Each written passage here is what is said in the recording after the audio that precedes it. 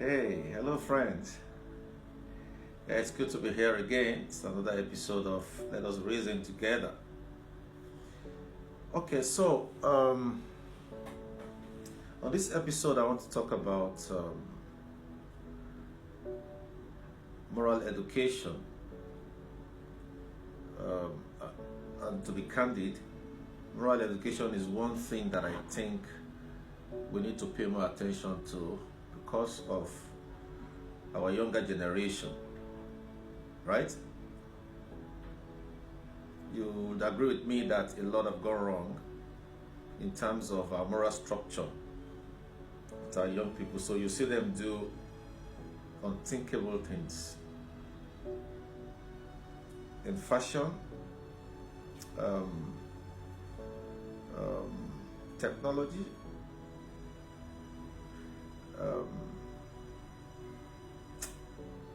everything about life seem awkward now with the way that our young people approach these things. And that's the more reason why we must ensure that we scale up our efforts at communicating moral education to our younger people. It's our responsibility as adults, right? In the last few years, I have been crusading the fact that how you raise your child is my business. So, gone are the days when you say to me that what is my business? Yes, it is my business how you raise your child, because at the end of the day, your child is going to get along with my child somewhere along the line, whether in school or when they get into the labor market. They could become colleagues or they could have businesses together, right? That is even if they get to that climb, because some young people today, the way they are going, they're going to end up on the streets. When they end up on the streets, they become a threat to those who are in the house, because there's a clear distinction between those on the streets and those in the house. And that's why we must continue to do the best that we can, like we are doing at Nehemiah Protege Foundation, at Joseph Adewale Youth Empowerment Foundation. We do a lot here because we have come to realize that young people are like clay, right? So they can be molded, they can be shaped into something beautiful if we do something now. But if we do nothing with our young people, remember I just said that they are like clay. If you leave them to harden, they will harden into something that is brittle. They will harden into something that is unyielding. So we must agree with me that indeed we need to begin to do something about our young people. I mean, maybe do more than we are already doing. Unfortunately, there are quite a lot of people out there who are not fit to be parents, but who are parents already. Some of them are even still kids themselves. So I see them and I say, look at somebody they still feed that is feeding somebody, right? So please, moral education is not just about teaching right from wrong. It is about teaching how to think clearly, critically, how to think in a way to make informed decisions, right? We need to do a lot with moral education with our young people. Young people, we need to know that the value we instill in them will shape the kind of world that we will live in tomorrow. I don't want to become a senior citizen and my peace is taken away because we end up raising young people who would be on the center stage at that time, and they can't hold things together, right? It's a lot for us, right? It's a lot. Moral values are like a compass. That's the more reason why we must teach it. Teach it in your family, in your homes. Teach it in your communities. Teach it. Teach moral education at every chance and opportunity you have at it, right? Moral education is like a compass, right?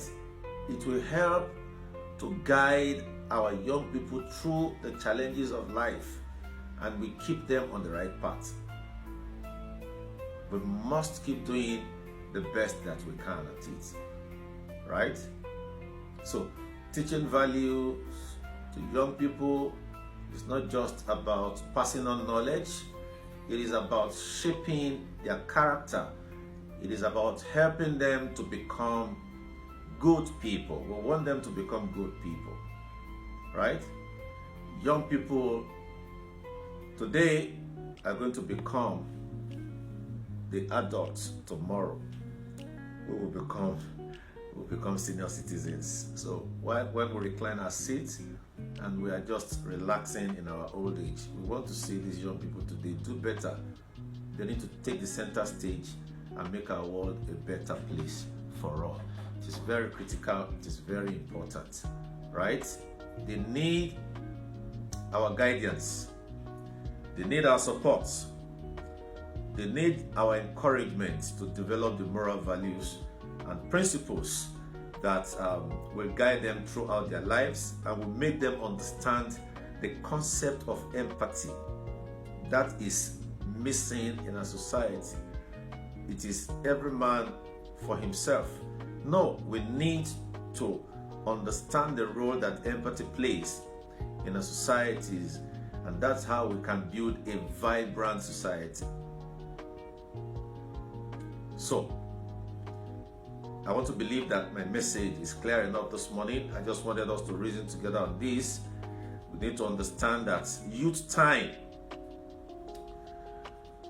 is a time of great promises. Young people in their young ages are at a stage in their lives where promises are still very prime, right? It only matters what they do with that stage of their life. And that's why we want to keep doing the best we can to help them navigate the process of these youthful days so that they can get it right, right? As much as youthful time could be a time of promises, it's also a time of challenges, because young people grapple with challenges, and unless we help them, they may go wrong. So we must support our youth, our young people. We must ensure that we do the best we can to stick with them as they navigate the complexities of life. It is very, very important. We are counting on you. You can partner with us at Nehemiah Protege Foundation, at Joseph Adewale Youth Empowerment Foundation, to continue to do the works that we are doing. And I tell you, the results are overwhelming, and we are assured again that there is a remnant of this generation that will do things right. See you again. Thanks and cheers.